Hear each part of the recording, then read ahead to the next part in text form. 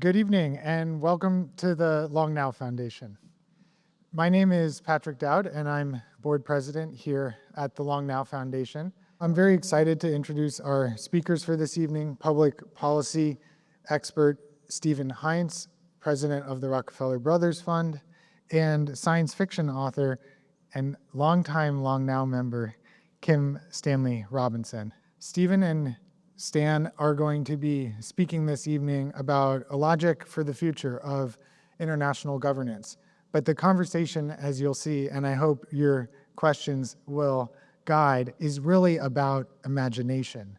How can we imagine a better world and make it possible through new forms of governance? Stephen and Stan, welcome to the stage.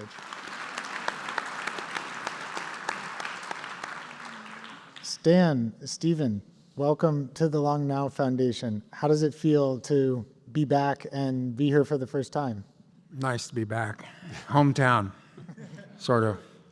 I'm from the provinces of my hometown, so I love it more than even the people here.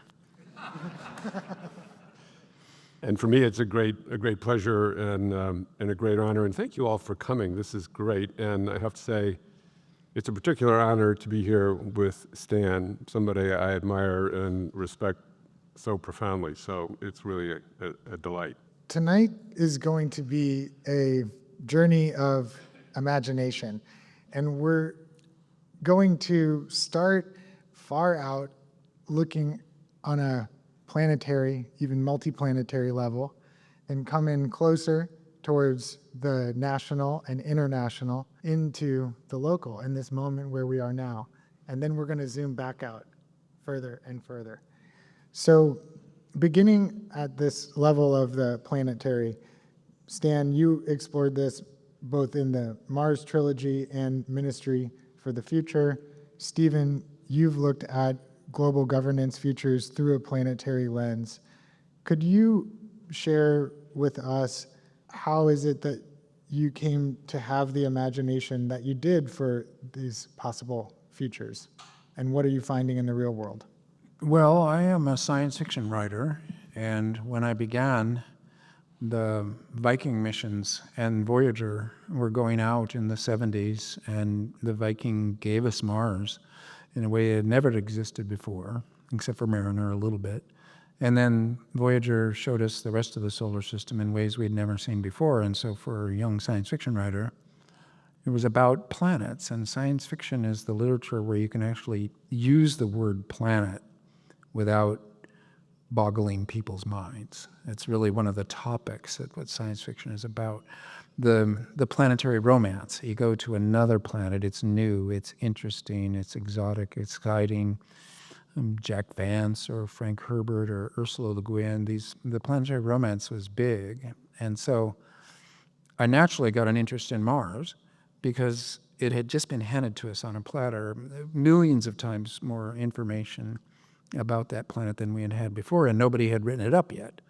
So that was an obvious project that took a big chunk of my life. And then the other bodies in the solar system, equally beautiful and interesting. So it was a kind of a story space, I guess you would say. Then you look back at Earth and it's the greatest planet for human beings, duh, having evolved here, co-evolved with it, and rather remarkable in the sweet spot, the golden zone of liquid water, et cetera, et cetera. Look at it and it's obvious from that perspective, which is an excellent perspective. It's one space, it's one biosphere, it's one species. It ought to be governed as such if we want to be in a good relationship with the rest of the biosphere. Very obvious, very not the case. So there's more stories to be told. And Stephen, how did you come to the planetary as a frame for governance futures? Well, I would say it's largely through the study of history and the study of political history, in particular, international relations, and the recognition that in the 21st century, increasingly, we are living in an age of enormous turbulence that is unprecedented. We all think, well, history is always about turbulence. It's wars, it's plagues, it's, catastrophe. And that's true. But we are living in a period when there are multiple sources of turbulence causing multiple planetary consequences, and the risks of three simultaneous existential threats. The climate crisis, obviously, but a new nuclear arms race, which is beginning, and also the advent of technologies that we can't really yet imagine how they will be managed so that we get maximum benefit and avoid potential deep risk.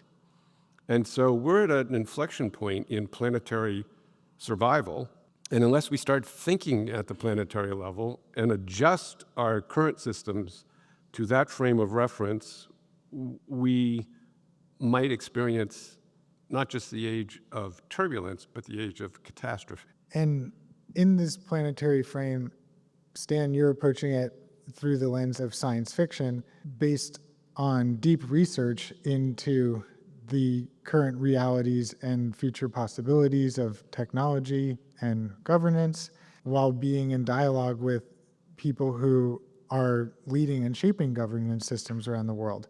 And Stephen, you are in that milieu of the governance systems and academia and philanthropy and think tank world, and you're getting inspiration from the fictional genre. So could you both speak about how, in terms of cultivating imagination about what can be possible in the future, you're both inspired by both fiction and nonfiction?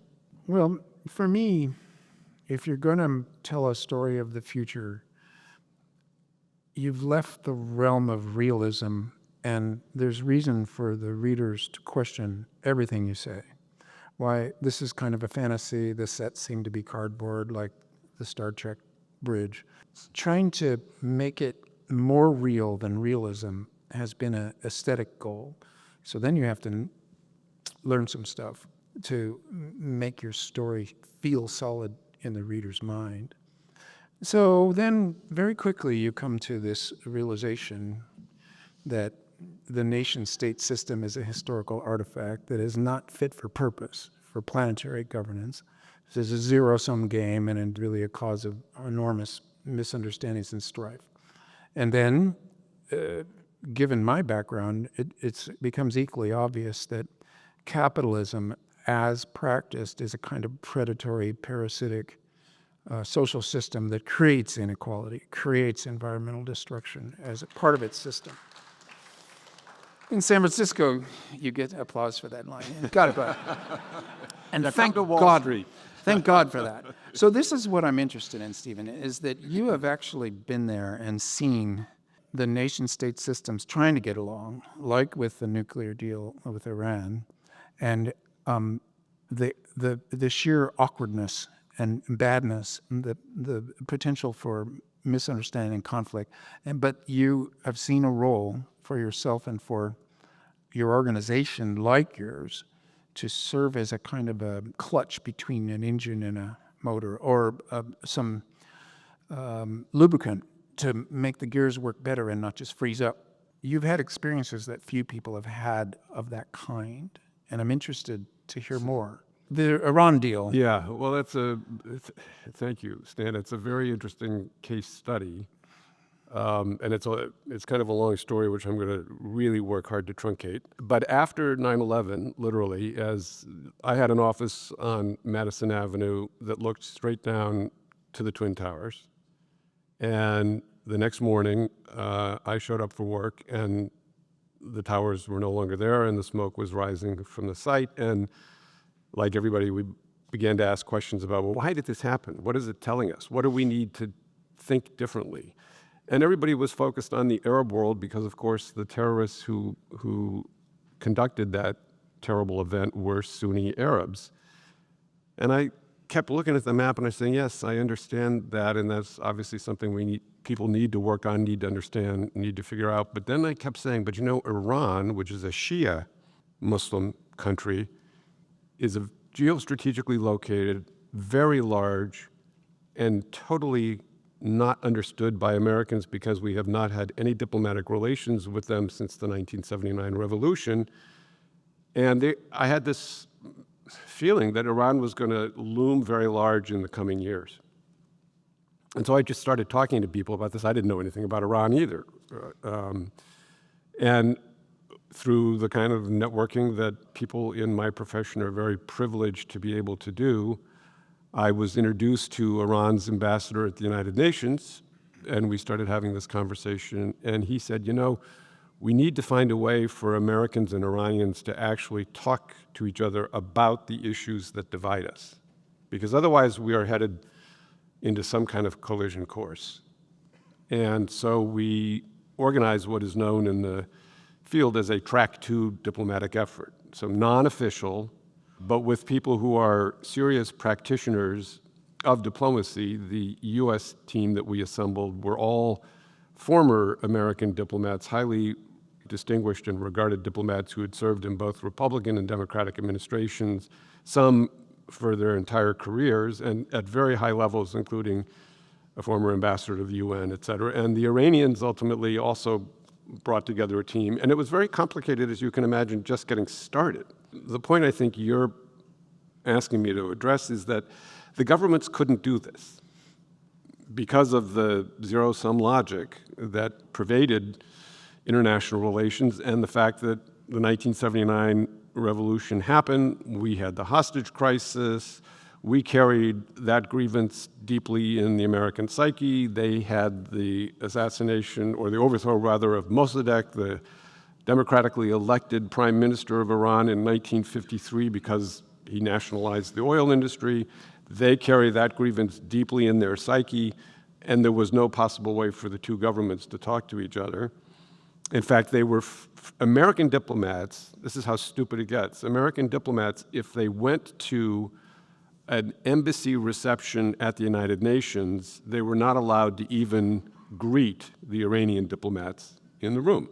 So we became the alternative. And it was a very, very difficult process. It's still ongoing in this moment. But we did, to your point, once we started building trust between these two teams, and we met dozens and dozens of times in the woods outside of Stockholm, because we were then able, once we had the level of trust, to start putting ideas on the table. Well, how could we solve this nuclear problem? What are things that might work? What are things that might be acceptable to your side and the other side? And then we would go back to our capitals. We would go to the White House. We would go to the State Department, and we would, describe what we were learning, and they would give us their perceptions. So we'd go back and meet 6 weeks later. And this was an iterative process that ultimately generated ideas that helped.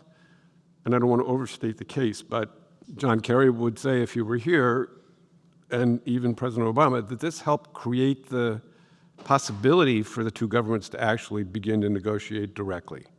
And then when they started the negotiations, we were a place that was able to keep transmitting ideas into the track 1 negotiations from this track 2 process. So it is a good example of how civil society organizations, of which we are one at the Rockefeller Brothers Fund, working with other civil society organizations, can actually be a kind of constructive intermediary in solving planetary significant problems like the Iran nuclear question. Both in Ministry for the Future and in your monograph, Stephen, A Logic for the Future, you imagine a world in which things work out for planetary governance. And I want to invite you to share that with our audience, perhaps people who might not have already read either of your works. What does it look like, things working out? Over what kind of time frame? What are some of the elements of a planetary program that could get us from where we are to a more sustainable future?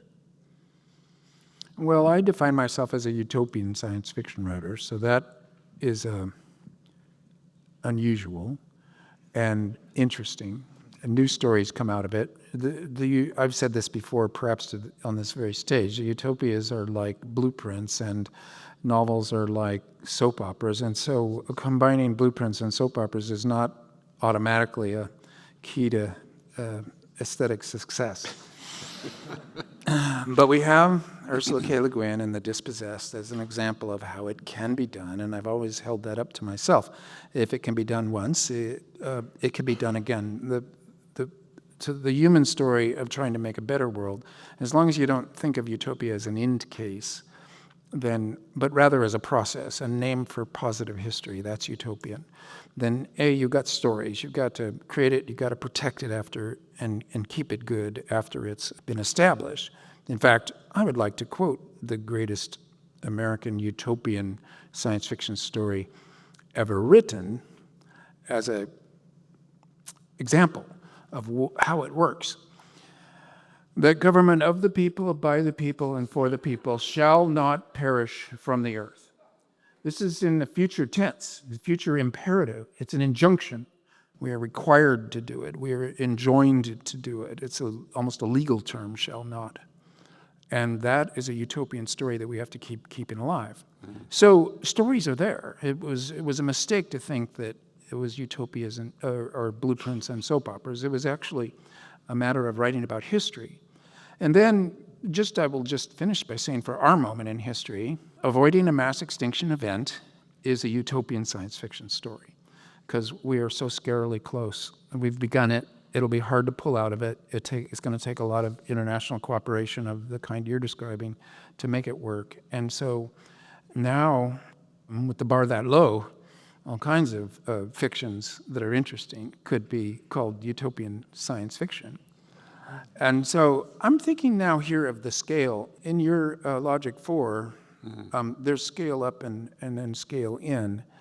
And I'll mention them, but you'll have to talk about them one at a time maybe. The scaling up, national sovereignty, the zero-sum game that's wrecking things. You mentioned the EU as the most important development of the second half of the 20th century, and I already had been taught that by my beloved and late teacher, Frederick Jameson. To go from nation state to member state is crucial, legally, financially, and psychologically.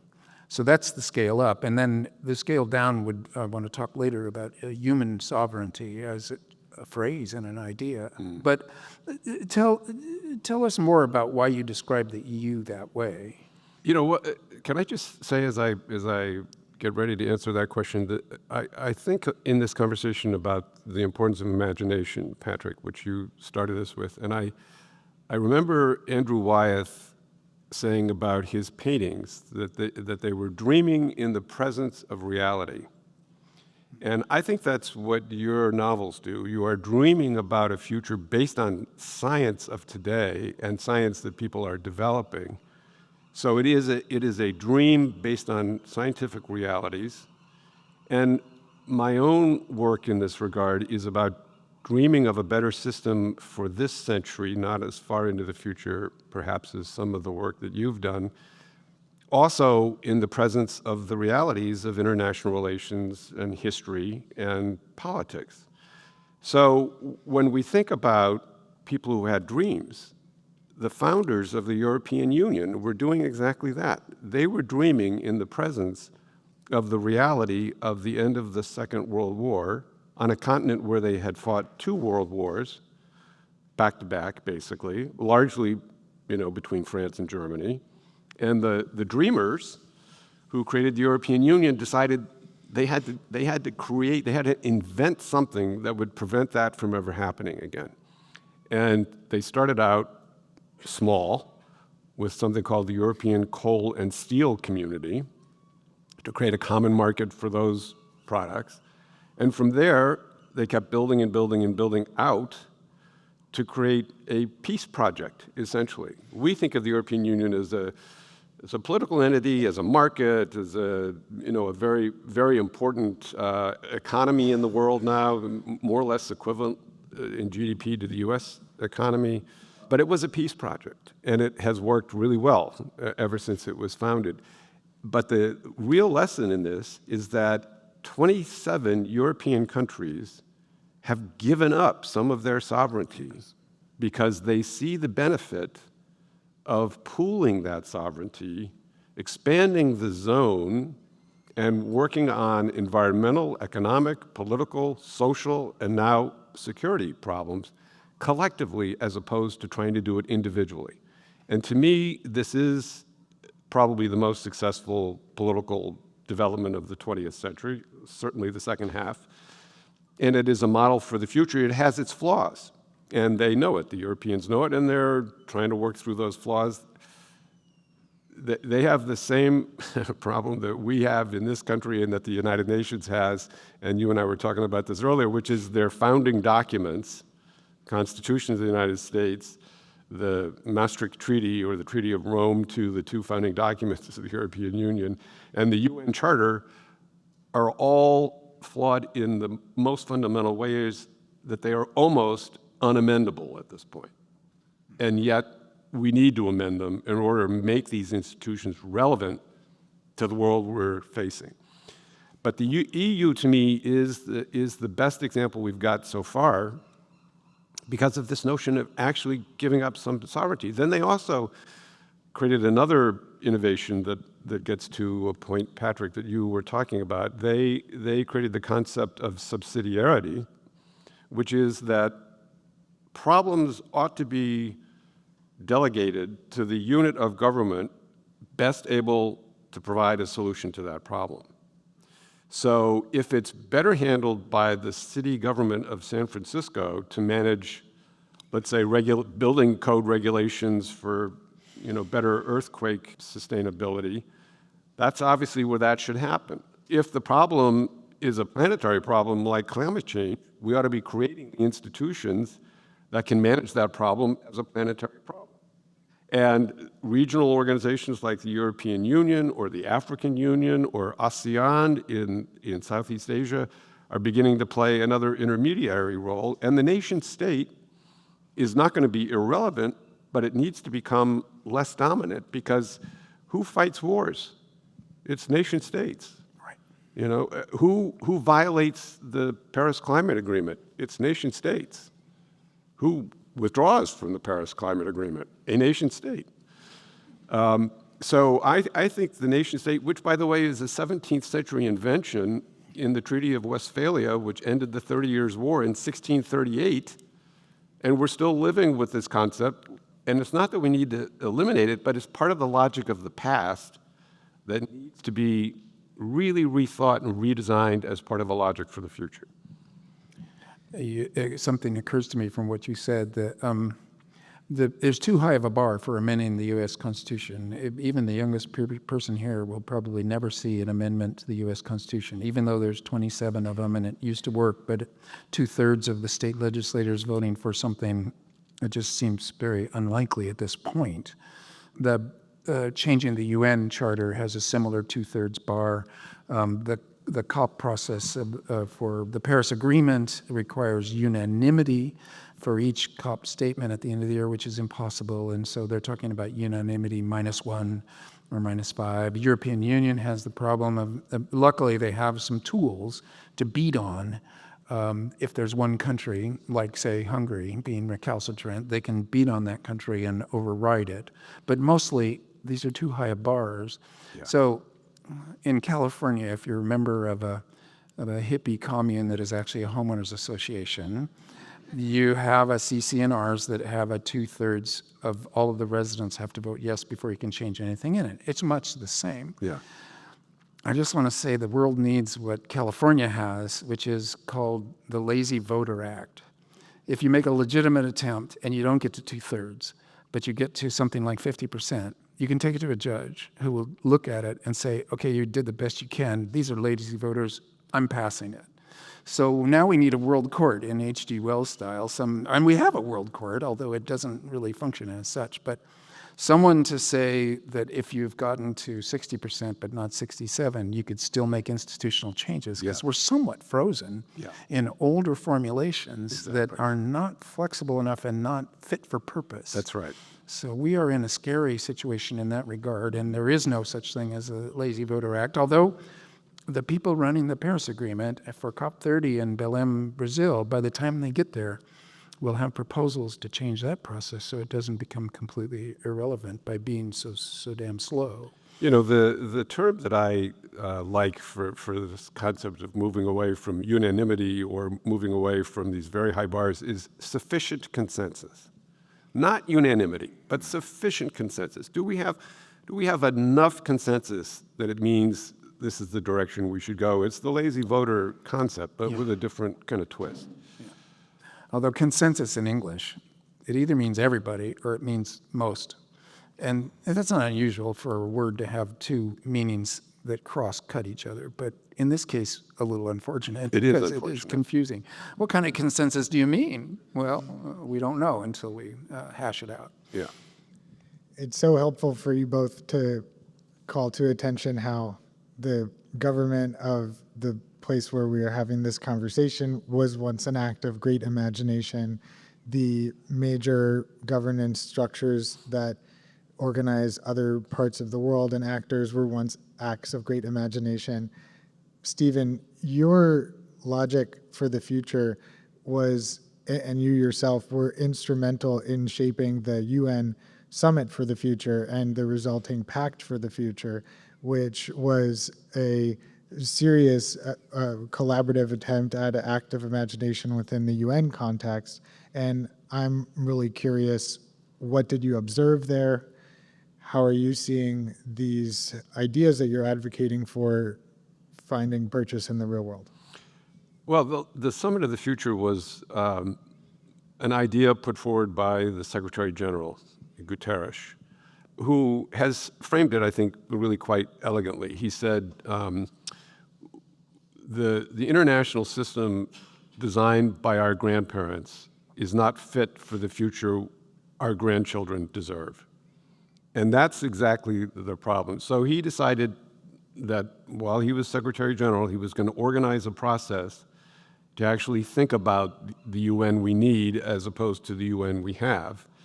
And that became the Summit for the Future, which was a heads of state summit, but with 2 years of negotiations among the 193 member states around iteration after iteration of this pact, the outcome document that was finally adopted.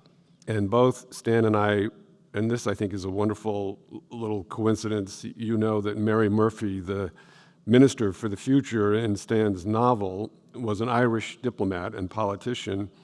And by complete coincidence, the woman that Secretary Guterres tasked with organizing the Summit of the Future was an Irish diplomat named Michelle Griffin, and we both got to know her, and she's an extraordinary global public servant.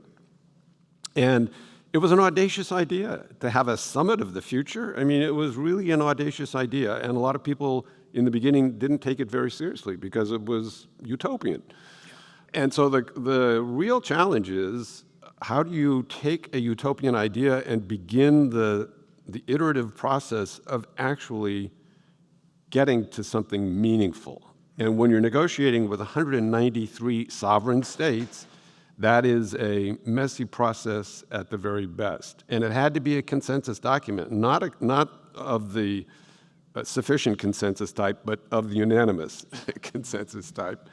And it almost got lost at the very end. Literally, at the 11th hour, there was a motion put forward by Russia that would have derailed the entire thing, and it was the African group of nations in the General Assembly that pushed back the hardest, and they managed to get this thing adopted with only 5 countries voting for Russia's amendment, which failed. So it was a pretty remarkable story. And the document, if you read it, it's not fun reading like Stan's books. It's pretty turgid, but it's a very important benchmark written in UN language, but it has 56 commitments that the nation states make, the 193 members, to building the UN of the future that we need.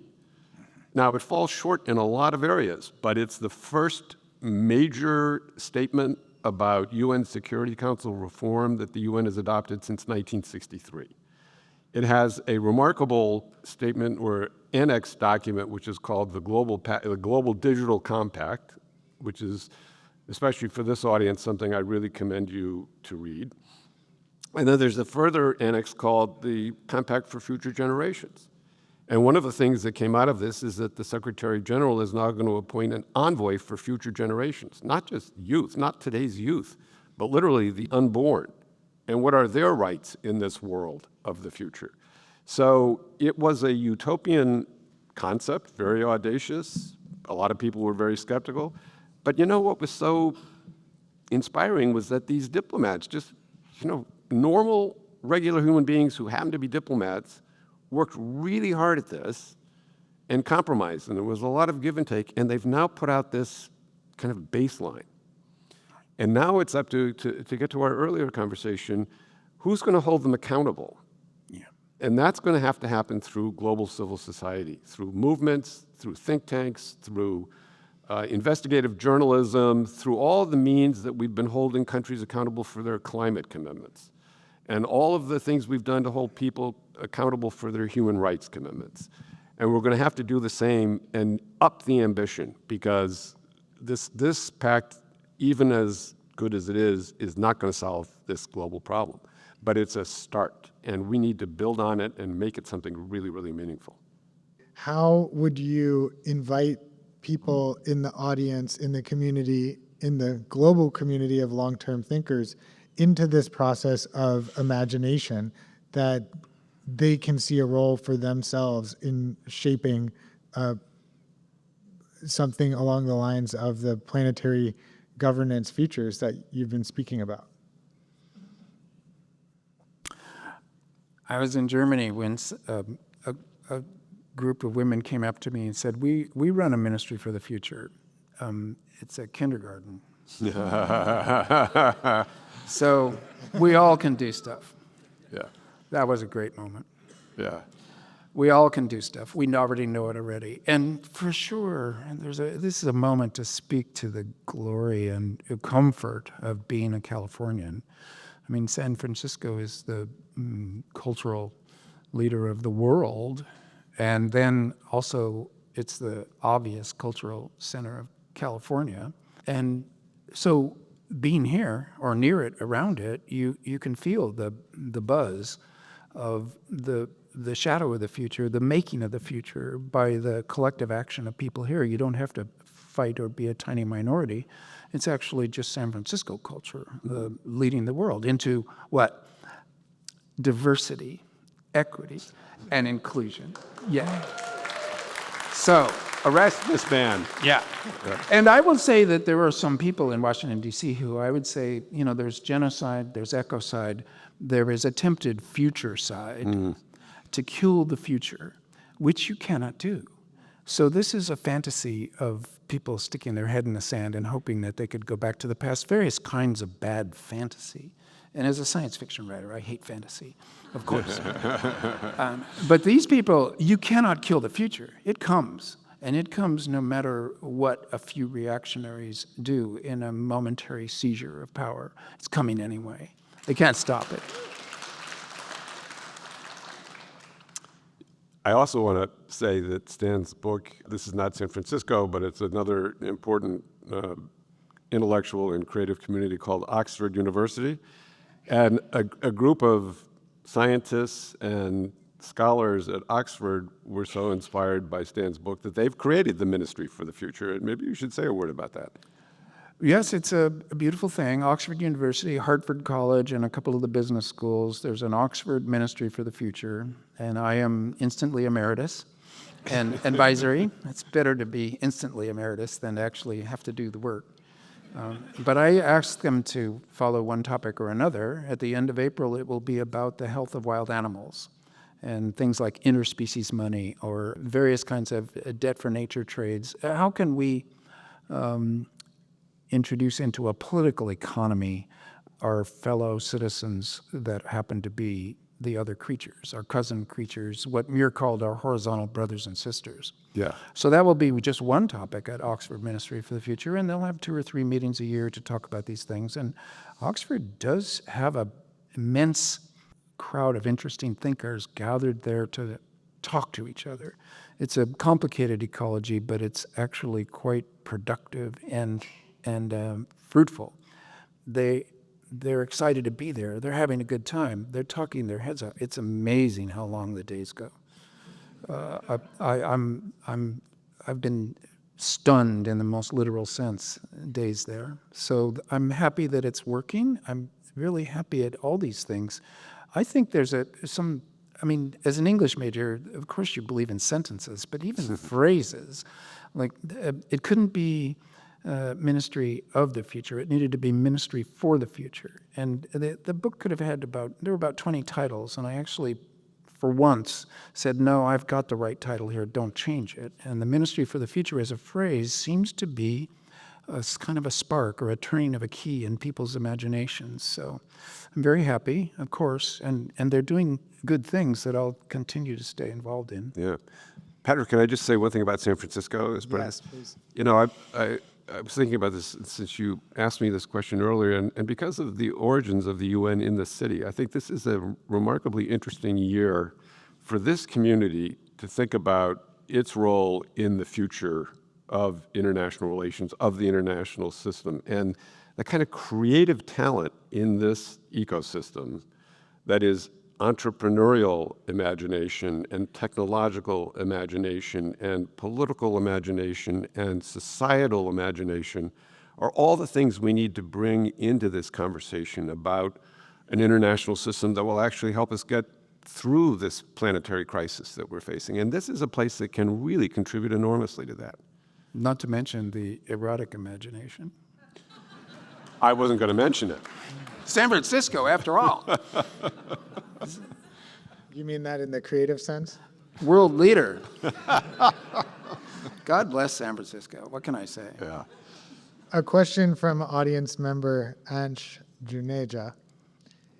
It's clear the U.S. is retreating rather than building global coalitions in this new age of international relations. How do you see this going over the next few years if things continue in this direction? And would you adjust your hope for the next decade considering the current state? Well, I'll just jump in if that's okay. So I originally wrote my monograph in 2023, and it was published in 2024 before the election. And it was before the Summit of the Future had actually taken place. So at the end of last year, with the summit having taken place and with the results of the election that we got, I went back through the paper to say, what should I change here to make this paper more relevant to the new?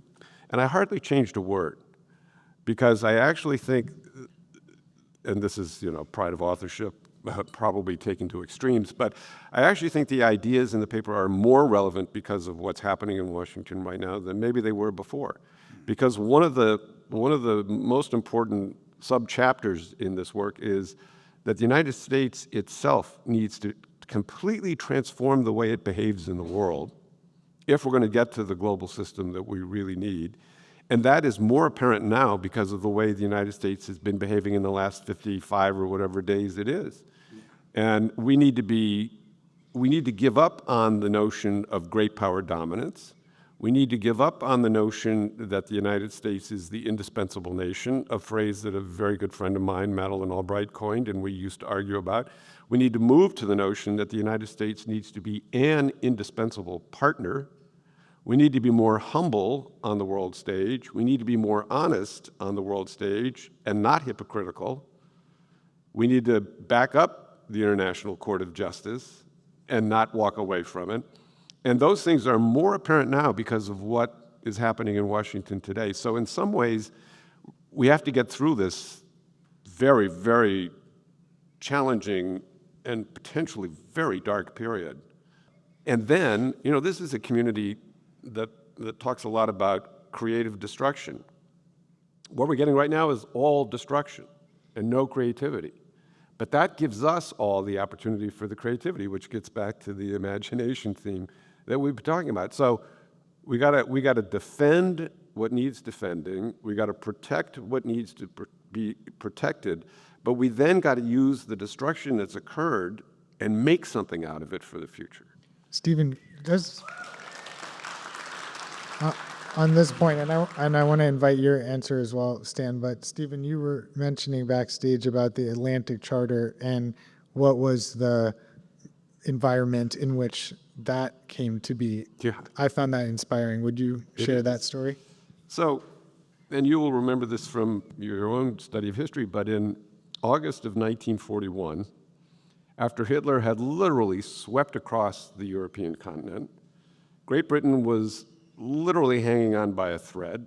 The United States was not yet in the war because Pearl Harbor didn't occur until December. Winston Churchill and Franklin Roosevelt met on a destroyer off the coast of Newfoundland, and they together drafted a very short, beautifully written document called the Atlantic Charter, which lays out actually a utopian vision for the post-war world that said the major powers eschew the use of force to settle their differences. There will be freedom from want and freedom from need. We will work to solve problems cooperatively, and we will create the mechanisms so that we never have a war like this again. They didn't even have the confidence that they were going to win the war, and yet they were able to think through that darkness, pierce the darkness, and offer literally a vision, a bold ray of light that became a part of the inspiration for the United Nations here in San Francisco in 1945. So in one of the darkest moments in human history, people of moral and political imagination were able to pierce that darkness and move to something that was, just an extraordinary accomplishment. And that's what we need to do in this period. It's exactly what we need to do. And they married it. So this is the last point. I'm sorry, I'm probably going on too long here. But it was this marriage of political and moral imagination and political will. They not only had the vision, they were determined to make it happen. And that's what we're going to need to build. Yeah. Hopefully we can. I'm thinking about this subsidiarity. San Francisco, the cultural capital of California, the great state, the great world space between the gold rush, Hollywood, and Silicon Valley, some kind of magical catastrophe that is our state.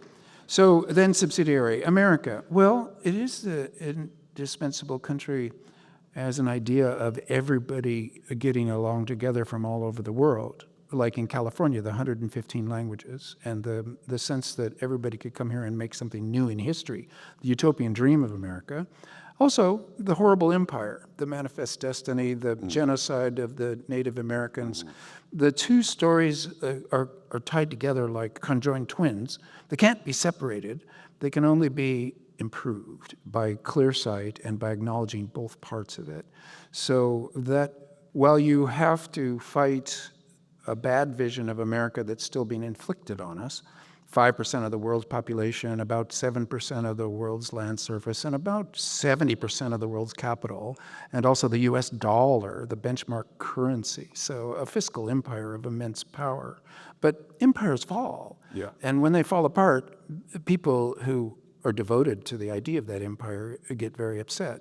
But there's some huge advantages to not being an empire, because an empire is always oppressive, a form of master-slave relationship that isn't good. So the bad part of America, if there are suddenly people in power who are proclaiming it as the greatest possible value, what it is give an opportunity for saying, no, that's not the right part of America. There's another right part of America, and a lot of that is illustrated in California, but it needs to be done at the federal level.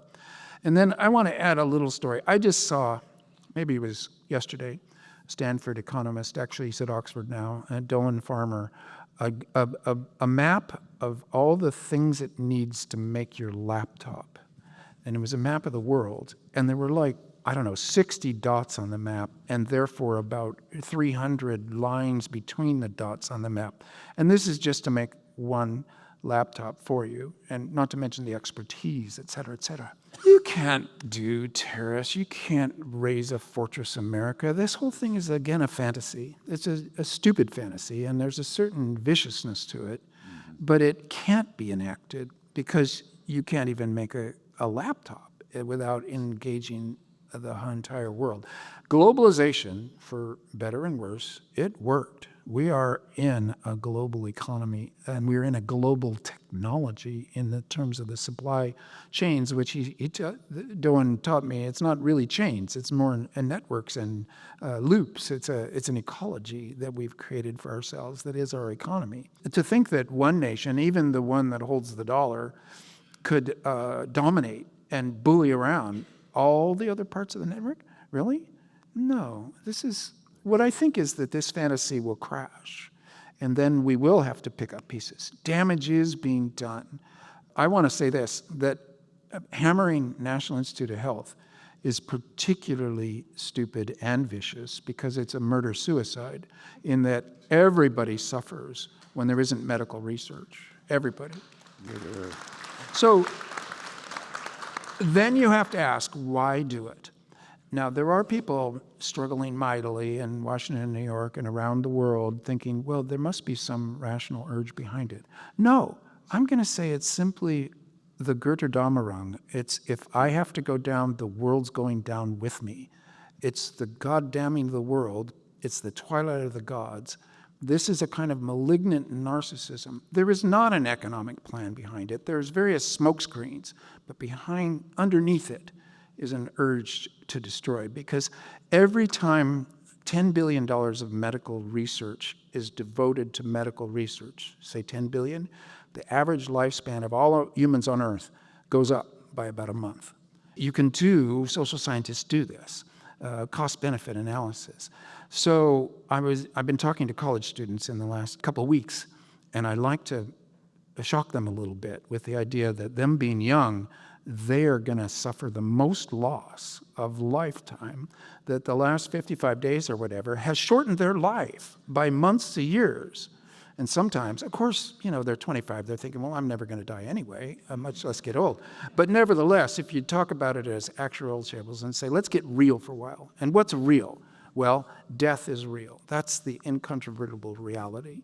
And when you begin to shorten humans' lifespans in order to pursue a cause that doesn't even have a rationale to it, then you're in a destructo derby type mentality, and these people need to be resisted and hopefully stopped and reversed. And that will be hard. I mean, you can break something in 6 months that it'll take 10 years to fix. But some things you can just overturn immediately, say, no, that's wrong, let's fix it back to right. So we are in a wicked political battle now, but I think reality bites. They call it reality because you can't escape it with a fantasy. You stick your head in the ground and then you drown. So reality will win in the end, and therefore the people who are the party of reality will win in the end. This is a question from Kevin Kelly. Describe how a representative government for 8 billion people might work. Does it scale? Well, this might be a Kevin Kelly idea, in which case it's very recursive. But I just heard this. In Taiwan, you gather together a group of citizens like in a jury system. Come on down and we'll host you. You got your food, you got maybe a per diem and time off from work. We're going to give you a political problem. We want you to brainstorm about it. So they do that. And we've all been in brainstorming sessions. Sci-fu, it's brainstorming sessions. You know what they're like. Mostly you walk away and think, well, that was kind of a waste of a day. But what they do here in this program is they give it to a large language model, and they say, turn today's brainstorming Post-it notes into 2 pieces of legislative language, bills to be enacted, that the Taiwanese legislature has already agreed to consider as legislation. Suddenly you've got crowdsourced legislation that bypasses the gatekeepers and the bot lobbyists, et cetera, and it would scale. You would actually have, it's still representative, and for once, there's AI assistance that looks to be quite useful, because they do summarize they could do something in about 30 seconds that might take 2 months for a human to do, and then the human's bias would bias it anyway. So there's something quite interesting going on in this crowdsourced legislation that might scale.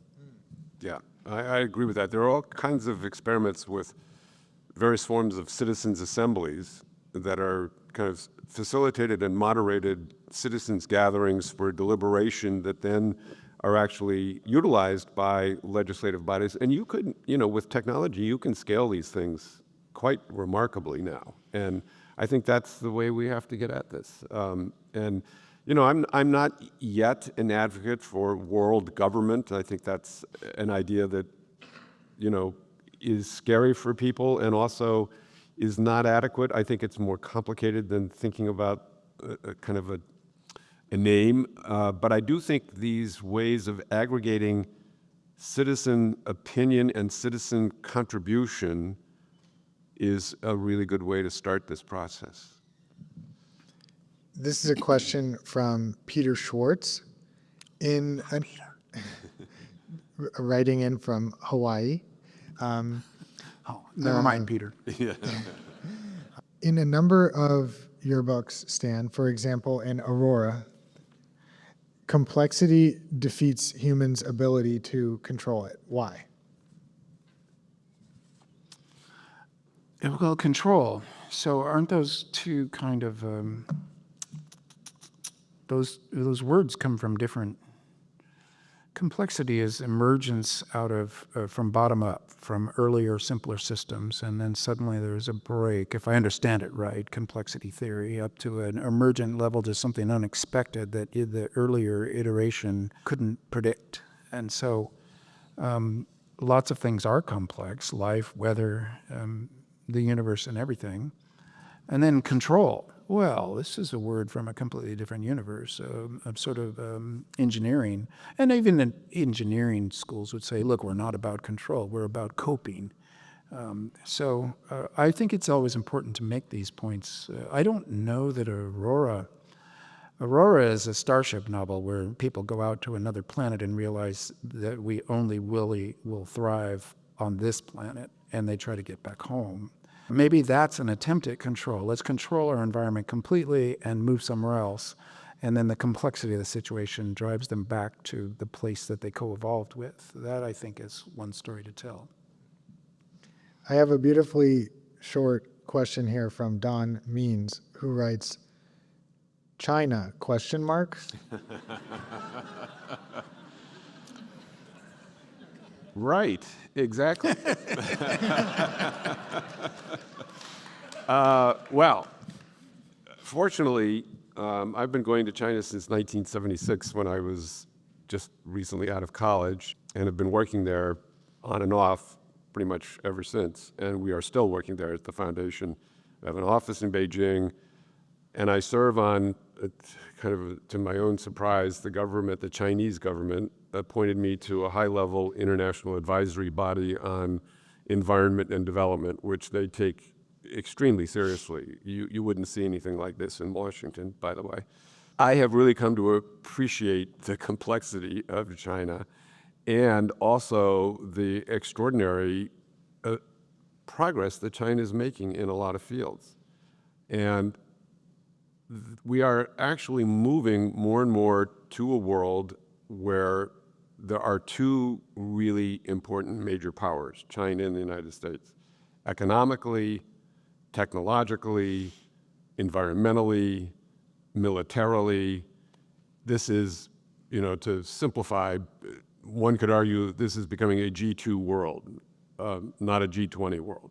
So the future of U.S.-China relations is absolutely the most consequential relationship of the 21st century. And if we get it wrong, we're going to have planetary catastrophe. And that's why we have to change the thinking about China dramatically.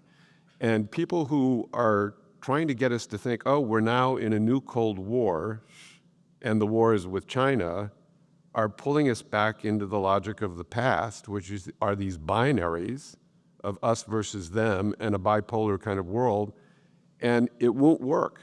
And we have to recognize the complexity, the subtleties, the nuances, and compete with China where we must, cooperate with China where we must, and avoid confrontation with China for the benefit of the planet. And that is not an easy matter, but we are not going about it in a very thoughtful way. So the one proposal that I put in my monograph was that because this relationship is so important, it shouldn't be left to episodic meetings of top-level officials summits of the presidents, or even meetings of the Secretary of the Treasury and the Finance Minister of China, or the Foreign Affairs Ministers, or the Environment Ministers, et cetera. That's all very important and necessary, but it's not sufficient for managing this relationship in a constructive manner.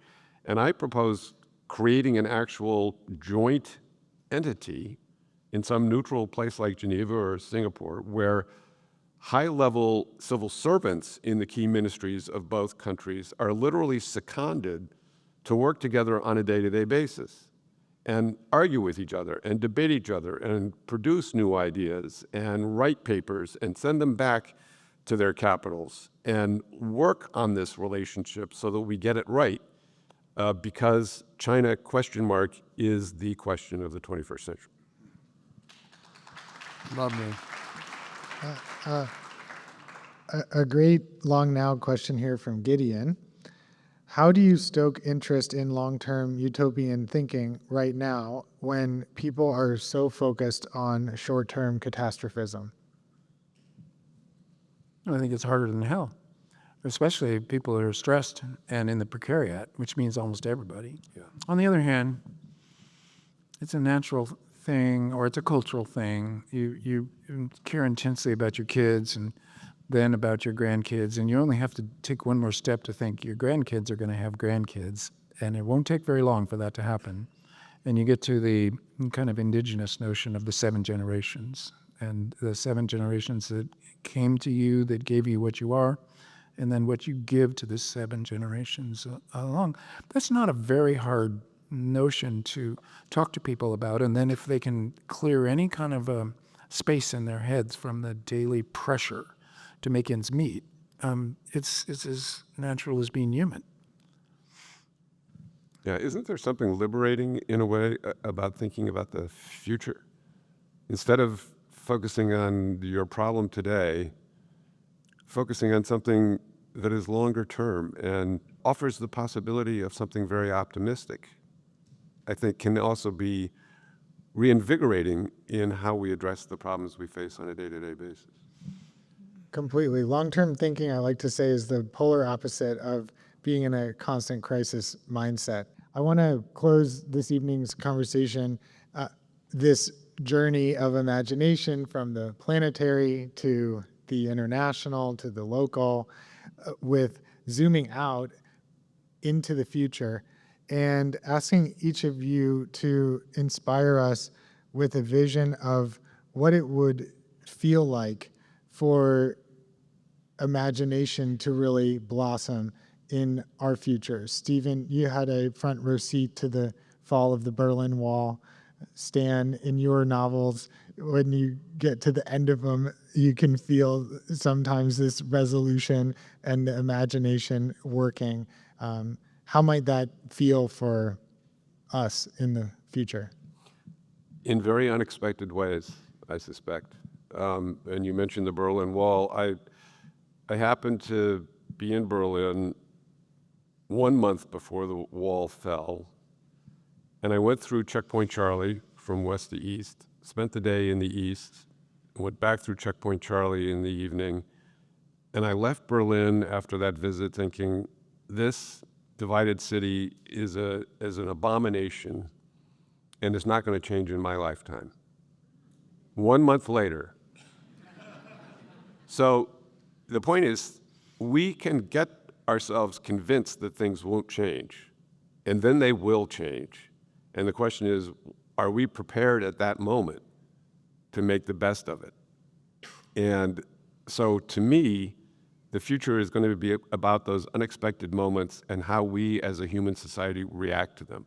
And the more we think about that, the better prepared we will be, not for the thing we can't imagine, which is, in that instance, the fall of the Berlin Wall, but for the things we can imagine that we can then say, oh, now that this has happened, we can do some things to get closer to that. You know, just to end on this, because I think it's quite relevant, I would say that period from 1989, when the Berlin Wall came down, to the end of 1991, when the Soviet Union collapsed, was a moment of missed creativity. we, especially in America, treated it as a triumphal moment, the end of communism, the victory of capitalism and democracy, and it was the unipolar moment that we could feel so comfortable in. But we did not exercise our imagination and realized that that was going to be gone like that. And it did. It evaporated very quickly. And because we weren't able to exercise imagination in that moment, we have gotten stuck in the logic of the past, and we are doing things again that are only going to lead us into more international and global difficulties. So thinking ahead and being ready when those unexpected moments happen to pivot is, to me, the thing that we all have to prepare ourselves for. Yeah. Thank you.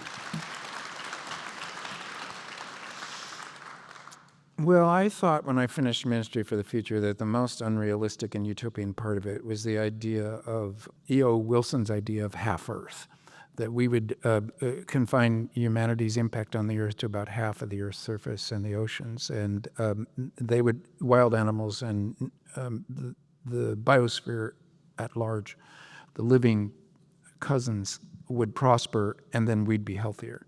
Oh, that's a beautiful dream. So I put it in that novel. But now, we can think 50 years out. There's a 30 by 30 program in California and in the world at large. 30% of the land surface and of the ocean left to the wild creatures. This is so fast. That turning point, first the idea of it, and it wasn't Wilson's idea. There were precursors in various space cadets in early American history and early 20th century history, imagining these things, and then Wilson codifying it up into a system. And now we've got a state program. I met Jennifer Norris, the head of California's 30 by 30 program. She tells me that in California we're at about 25%, and we need to get to 30%, and we're going to get there. And everybody in her program talks about 50 by 50, that by 2050 we have half the Earth. Well, this implies regenerative agriculture, and it implies a health for our fellow creatures. It implies dodging the mass extinction event.